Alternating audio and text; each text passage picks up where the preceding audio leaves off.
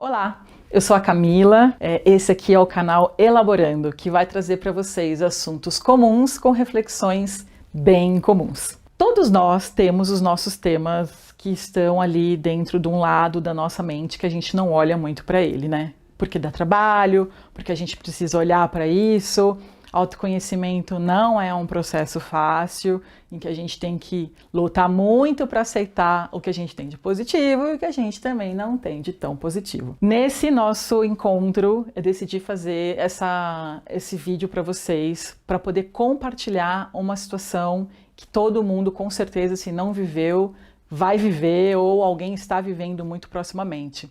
A gente está falando das questões de problemas da nossa mente. Setembro é conhecido, a maioria das pessoas já sabem que é o Setembro Amarelo. E o último dia 10 foi o Dia Mundial de Prevenção e Conscientização ao Suicídio. Pode parecer bobagem, mas às vezes uma simples crise de ansiedade pode se desdobrar em outros problemas muito maiores. Para que vocês tenham uma ideia, o Brasil lidera, segundo a OMS, o país com o maior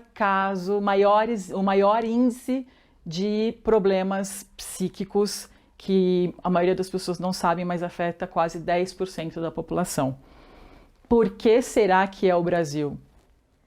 Eu também me pergunto sobre isso, mas talvez toda a pandemia, onde realmente todas essas situações vieram à tona, a USP fez, inclusive, uma pesquisa com outros 11 países e, de novo, o Brasil aparece despontando como o principal país que apresenta alguém ou parte da população com essas questões de problemas da mente. Talvez porque a gente seja um país super feliz, alegre, carnaval, e a gente não estava acostumado a viver nesse estado de exceção, todo mundo em casa, fechado, sem poder sair e fazer suas atividades mínimas, como ir ao parque, caminhar na praça com o seu cachorro e etc. O que eu decidi trazer para vocês hoje foram experiências que eu vivi e também um combinado que eu fiz com a minha psicóloga, que durante essa crise toda do ano passado, eu que sou empreendedora, eu tenho uma empresa há 11 anos, a gente ficou mais uma vez à beira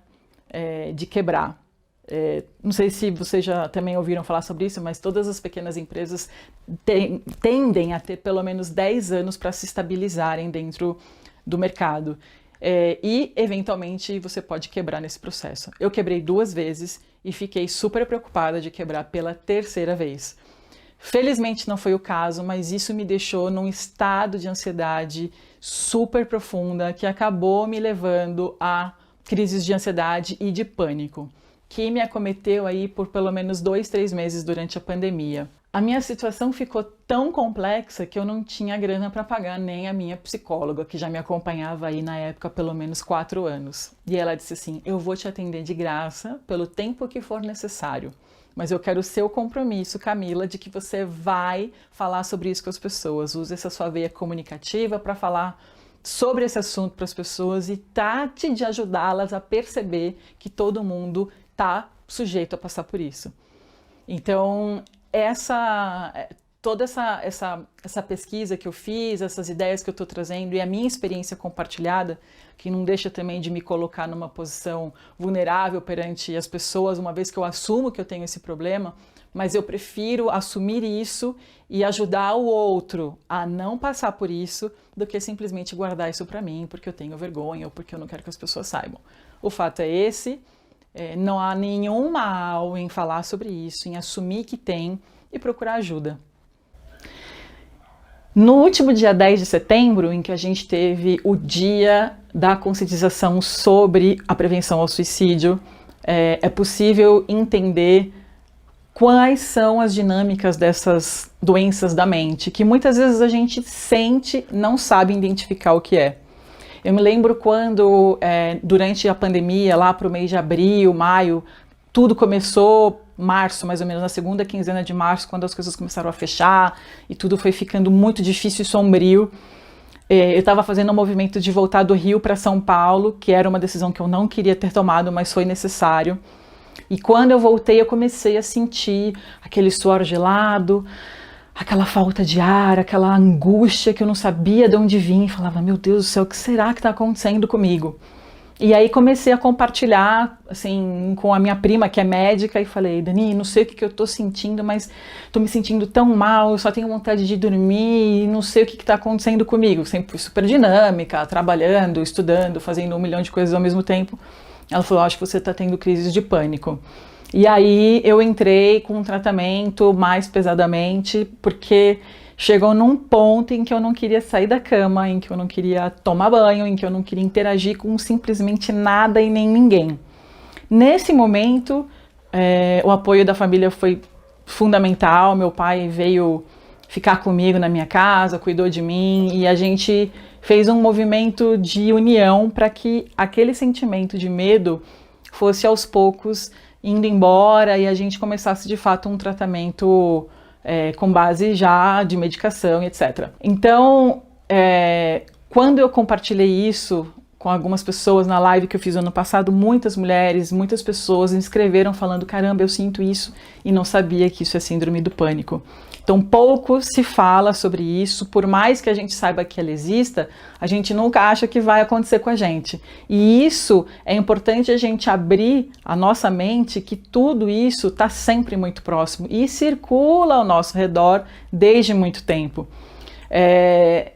Eu sempre penso em algumas pessoas que não têm acesso, por exemplo, a esse tipo de informação, ou até mesmo que você vá para uma saúde pública, o SUS tem um trabalho importante junto com o CAPES, né, que são centros de apoio à psicologia e tudo mais, e mesmo assim é difícil as pessoas irem lá e procurar ajuda, porque a gente acha que demonstrando a nossa fragilidade, a nossa vulnerabilidade, nos coloca numa posição de inferioridade, quando na verdade não é essa a ideia. O meu papel aqui é tentar me juntar a essa corrente do bem e de conscientização sobre esse assunto que pode acontecer com qualquer um de nós. Na minha família tem casos, sim, pode ser muitas vezes um caso genético, alguém pode já vir trazendo isso da família, e isso também tem uma composição importante, e como isso nos gera problemas do dia, principalmente olhando Simone, minha gata, que aliás eu queria também fazer esse parênteses. A Simone, eu decidi adotá-la justamente nesse período, foi em abril do ano passado, porque como a gente não tinha vontade de sair da cama, de fazer nada, um amigo falou assim, você precisa ter um pet, porque você vai se obrigar a sair da cama, colocar comida, trocar areia, enfim, você precisa de algum estímulo para poder sair da cama. E aí a Simone veio, na verdade, para meio que me salvar, e hoje nós já somos 3, eu e a Simone e mais um outro pet, porque você vai criando tanto amor e se sentindo muito menos só, muito mais em família quando você tem a sua vida com a sua casa, com os seus pets, elas mudam completamente a nossa alegria, assim, de viver. Quem mora sozinho, eu particularmente acho que a gente viveu uma sensação de prisão domiciliar, sabe? Não podia sair para trabalhar, não podia fazer as nossas atividades normais, e você ficava em casa sem ter para onde ir, o que fazer, foi realmente devastador. Aos poucos a gente vê esse movimento retomando, as coisas acontecendo, mas o medo ele ainda é parte de todo esse processo.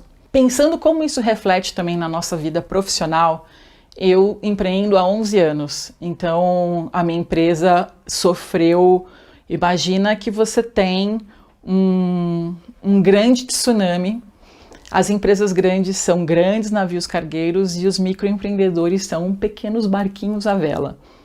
Eu sinto que nessa onda gigante que a gente enfrentou, muitos acabaram indo embora nesse movimento, não conseguiram sobreviver a essa fase, então a gente vai encontrar aí como isso afetou as pequenas e médias empresas, quantas pessoas quebraram, faliram, desistiram inclusive dos seus negócios, e foi uma luta manter a fé e a firmeza de que tudo aquilo ia passar. Converso às vezes com algumas pessoas, o meu avô também é empreendedor, e eu lembro que ele me disse assim, eu nunca vi nada igual, eu enfrentei o plano Collor, eu enfrentei a mudança do cruzeiro para o real, mas igual essa pandemia, definitivamente é difícil a gente pensar. Por quê? Porque a gente estava vivendo uma situação que ninguém nunca tinha vivido, completamente fora do controle, que a gente não sabia quando ia terminar e nem como isso ia acabar. Quem dos nossos amigos, parentes, familiares poderiam morrer de Covid, até que a gente conseguiu chegar aí na questão da vacina e todo esse movimento que a gente está fazendo a partir desse ano. Esse medo que toma conta da gente, todo esse sentimento de incerteza, me fez muitíssimo mal, porque em 11 anos de empresa eu acho que eu cometi todos os erros disponíveis e possíveis.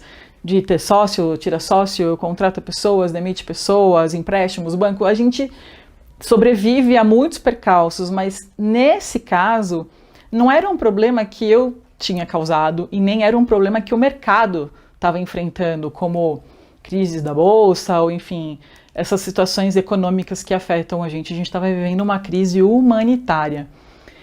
E geralmente quando a gente enfrenta uma situação em que a gente não sabe o que fazer, a gente não tem o controle sobre isso, que na verdade, controle também é uma situação falaciosa, né? Ninguém tem controle de nada, e a pandemia veio mostrar isso pra gente, que a gente não consegue controlar absolutamente nada. Então a gente colocou ali em prática tudo que a gente já sabia, que nós não detemos o controle, mas no final a gente teve que enfrentar. Olhando para isso, eu fiquei numa situação tão complexa que eu não conseguia nem pagar a minha própria terapia. Se a gente for olhar nas questões financeiras, existem dados sobre isso, de que as doenças da mente e todos os problemas de transtornos psíquicos, eles chegam a afetar em 3 trilhões de dólares de prejuízo para o mercado como um todo. Isso significa que você não olhar isso como uma epidemia social e não trabalhar também isso de uma forma bastante séria e integrada, a economia por si só ela também acaba sofrendo. Pô, Camila, o que tem a ver a economia com doença da mente e o indivíduo?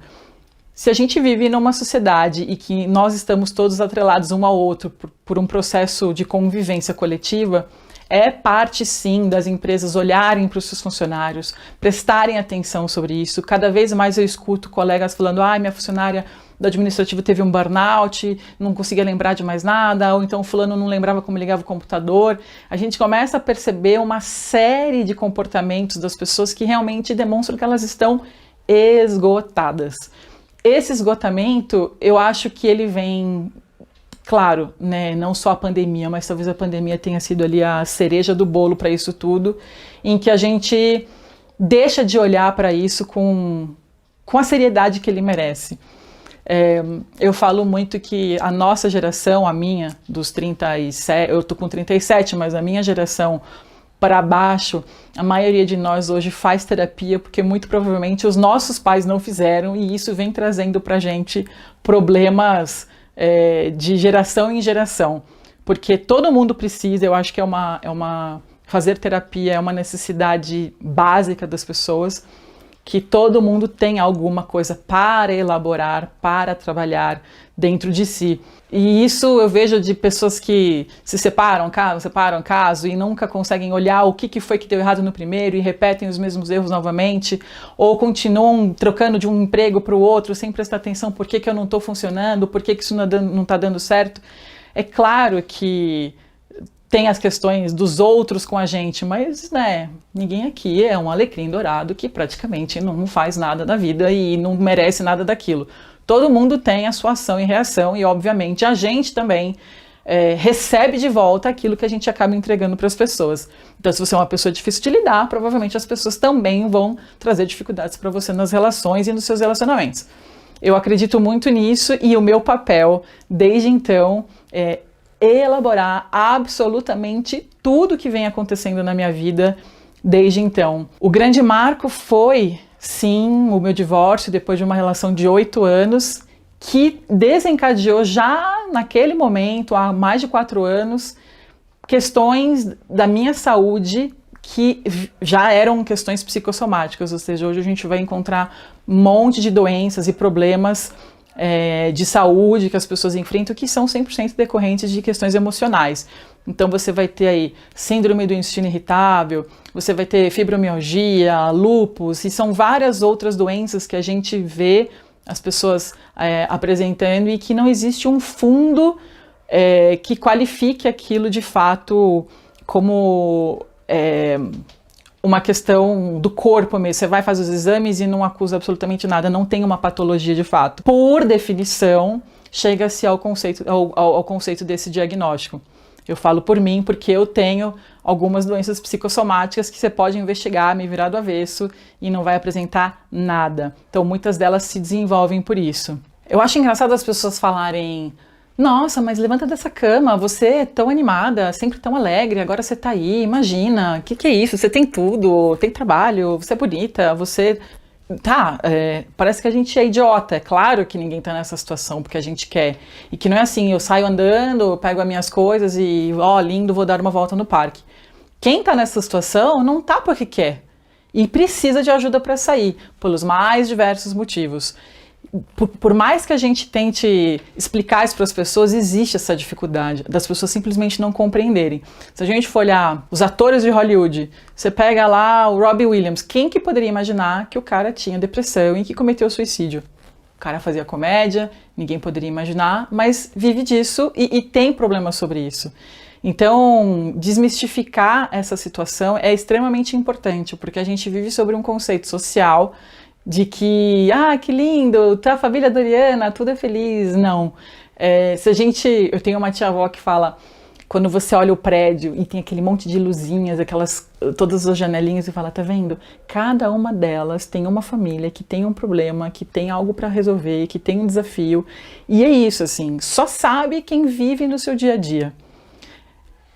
Faça atividade física. Claro que eu vou fazer atividade física, mas quem quer fazer atividade física se você não tem ânimo? Mas atividade física é importante para você gerar serotonina e poder ter ânimo. E aí você fica, quem que vem primeiro, né? O ovo ou a galinha? Então é claro que você sabe que você tem que fazer atividade física, você sabe que você precisa procurar ajuda e mudar o seu estilo de vida para recuperar todo esse processo químico que acontece na nossa cabeça, porque basicamente o estado de felicidade, ele é proporcionado pela serotonina, que você consegue estimular quando você faz uma atividade física, ou quando você está num momento de muita felicidade. Tudo isso, acho que a maioria das pessoas sabe, mas mesmo assim, não é tão simples de você atuar e agir numa mudança do seu comportamento no dia a dia.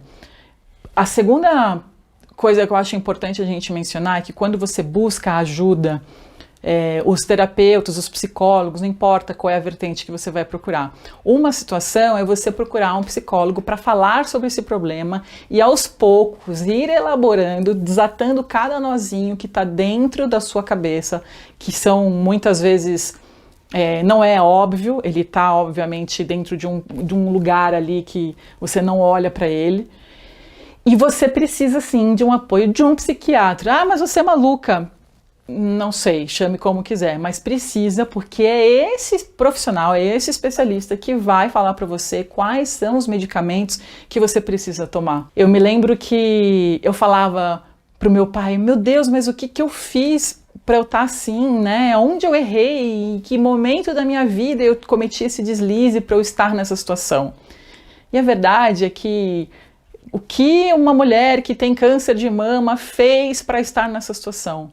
É uma doença como qualquer outra e que você não tem a responsabilidade sobre ela ter, obviamente, se manifestado. É claro que as condições do nosso estilo de vida, nesse caso, ela influencia, mas não é você a responsável por isso. Nós, sim, somos responsáveis para olhar para isso e trabalhar para sair dessa condição. Então, não gosto de falar a palavra culpa. O que eu fiz sobre isso? Aliás, ninguém tem culpa sobre nada. A gente tem responsabilidade sobre isso ou sobre o que fizeram com a gente. Pensando nessa situação, para e pensa o que eu tenho que fazer para sair disso. Primeira coisa, procurar ajuda. Segundo, medicação para que a sua mente consiga trabalhar sozinha novamente para te colocar dentro do eixo. O que a gente vai enfrentar a partir disso são outros 500, porque isso vai influenciar provavelmente no seu metabolismo, que vai ficar menos acelerado e que vai com certeza te propiciar algumas situações como um ganho de peso. E, em geral, a gente, quando está nessa fase deprimida, você acaba criando um sistema de recompensa a partir da comida. Eu, por exemplo, nossa, descarregava muito no doce, na comida. Eu tive um ganho de 20 quilos do ano passado para cá, que mudou o meu corpo completamente. É importante a gente falar sobre isso, porque você às vezes resolve um problema e acaba ganhando outro, mas são problemas de proporções completamente diferentes. Tá, então eu vou fazer esse tratamento e aí eu vou acabar engordando um pouco. O que você prefere? Perder a sua sanidade mental, ou seja, a sua capacidade de viver sozinha e levantar e trabalhar e fazer suas atividades básicas, ou depois lutar para fazer uma recuperação do seu peso? O ano passado foram pelo menos 3 meses sem conseguir trabalhar. Graças ao meu time, a minha equipe conseguiu segurar a onda no trabalho, em todas as nossas responsabilidades contratuais que a gente tinha que cumprir. E depois de uma viagem que eu fiz para a Europa, agora em abril desse ano, quando eu voltei em maio, eu tive uma segunda recaída de crises que durou aí mais ou menos uns 30, 40 dias. Então, de novo, a quantidade de remédio aumentou, triplicou, entrou novas medicações. Parece que quando você tá ficando bem, a coisa cai de novo. Eu acho que ele é um processo em que você tem que lutar todos os dias, encontrar a sua forma de não perder a vontade dessa mudança. Eu recorro muito à meditação, ao yoga, tento encontrar os meus amigos quando eu posso, que agora, mesmo na pandemia, a gente já tem uma situação mais favorável do que antes, porque isso foi um sofrimento absurdo para mim. Na verdade, acho que agora eu tô com um problema ao contrário, eu tô com um pouco de fobia social, eu já ando com preguiça de sair, mas tem momentos que a gente também tem que se forçar a retomar a nossa vida como era antes. Se é que ela vai ser possível ser como era antes, porque eu acho que ninguém tá saindo o mesmo depois de todo esse processo. Mas tudo bem, se a gente não é o mesmo de antes, então também não tem como a gente fazer as mesmas coisas. Porque se não tá funcionando, a gente tem que mudar, e isso sim é a nossa responsabilidade. Então, a medicina está extremamente evoluída com relação a esse tipo de medicação, que para mim faz toda a diferença, e eu também estou recorrendo à medicina para ver essa questão da perda de peso, porque o metabolismo continua lento, porque você está trabalhando o dobro e aí você não tem tempo para ir à academia, ou não tem vontade, ou não tem ânimo, e fica aquele círculo vicioso, como eu tinha comentado. Eu queria propor para vocês deixar o meu link para contato, enfim, vocês podem me mandar no direct ou mandar e-mail, depois eu vou colocar as informações para vocês, porque a gente vai ter uma live com uma psicóloga para também ouvir as dúvidas, e quem precisar falar sobre isso também vai deixar à disposição com uma profissional que me ajudou também a sair dessa situação. Então a Marcela vai vir conversar com a gente, vou fazer uma live, mas você pode mandar as suas dúvidas, as suas perguntas antes, e não há nada que a gente saiba 100%. Nessa situação tá todo mundo aprendendo a sobreviver a essa fase super difícil. Então minha dica é o que eu já te falei, procure ajuda, converse com seus amigos, não tenha vergonha de falar sobre isso, encontre aquilo que te dá prazer, e se isso for comer a sua barra de chocolate, coma, e adote um pet. Acho que faz muita diferença na nossa vida poder trocar afeto com um bichinho, que também precisa da gente, e mal sabe ele que a gente é que precisa mais deles, tá bom? Obrigada por terem me ouvido, espero que vocês tenham gostado, isso tenha contribuído para que você possa elaborar mais esse problema ou situação que você está vivendo. Um beijo para vocês.